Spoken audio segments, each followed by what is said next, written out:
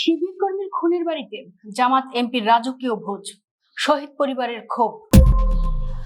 জুলাই গণ অভ্যুত্থান আর শত শত শহীদদের রক্তের উপর দাঁড়িয়ে থাকা নতুন বাংলাদেশের রাজনীতিতে আজ এক অভাবনীয় ও কলঙ্কজনক দৃশ্য দেখল দেশবাসী।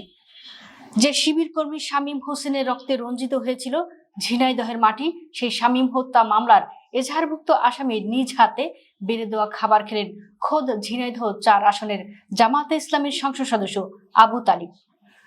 ঘাতকের অন্ন গ্রহণকারী এমপির এই অদ্ভুত মৈত্রী আজ আক্ষরিক অর্থেই তৃণমূলের সাধারণ কর্মী বাহিনী ও শহীদ পরিবারের মনে আগুন ধরিয়ে দিয়েছে।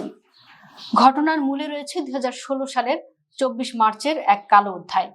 জামায়াত নেতা ও এমপি আবু তালিবের নির্বাচনী এলাকার বগেরগাছিয়া বাসিন্দা শামীম হোসেনকে সেদিন শহরের মাহতাব উদ্দিন কলেজের গেট থেকে ফিল্মি স্টাইলে তুলে নিয়ে যায় দুর্বৃত্তরা।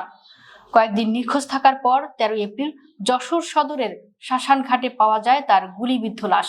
যে শামীম হত্যার বিচারের দাবিতে এতদিন গর্জে উঠেছিল জামাত শিবির, আজ সেই শামীমের ঘাতক হিসেবে অভিযুক্ত মহিদুল ইসলাম মন্টুর বাড়িতেই কিনা দেখা গেল ওই দলের এমপির রাজকীয় ভোজ। মহিদুল ইসলাম মন্টু কেবল একজন সাধারণ আসামি নন, তিনি কালীগঞ্জ উপজেলার সাবেক চেয়ারম্যান ও ইউনিয়ন আওয়ামী লীগের সাধারণ সম্পাদক। বৃহস্পতিবার বগেরগাছি গ্রামে তার মেয়ের বিয়ের দাওয়াতে এমপি আবু তালিবের উপস্থিতি রাজনীতির সব সমীকরণ উল্টে দিয়েছে। শুধু জামাত এমপি নন, এই বিয়েতে বসেছিল রাজনৈতিক দালালদের মেলা। সেখানে উপস্থিত ছিলেন ত্রয়োদশ জাতীয় সংসদ নির্বাচনে বিএনপির মনোনীত প্রার্থী রাশেদ খান থেকে শুরু করে উপজেলা আওয়ামী লীগের সাংগঠনিক সম্পাদক ওহিদুজ্জামান ওদু সহ নানা দলের নেতারা। শহীদ শামীমের পরিবারের আর্তনাদ আর রক্ত যখন শুকায়নি, তখন ঘাতক মন্টুর বাড়ির অন্ন গ্রহণ করে এই নেতারা বুঝিয়ে দিলেন রাজনীতিতে আদর্শ বা ন্যায়ের চেয়ে ব্যক্তিগত দহরম মহরমেই শেষ কথা। একজন রাজনৈতিক কর্মী আক্ষেপ করে বললেন, শিবির কর্মী শামীম হত্যার মামলায় মন্টু প্রধান আসামি। সেই মন্টু যখন এমপির পাতে খাবার বেড়ে দিচ্ছে আর এমপি তা তৃপ্তি সহকারে খাচ্ছেন, এর চেয়ে বড় বিশ্বাসঘাতকতা আর কি হতে পারে।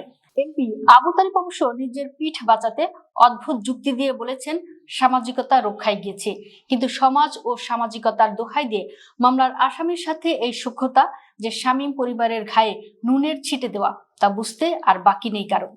আজ বিশ্ববাসী পরিষ্কার দেখছে যে নেতারাই একদিন রাজপথে শামীম হত্যার বিচার চেয়েছিল, আজ তারাই ঘাতকের অন্নদাস হয়ে টেবিলের নিচে আতাত করছে।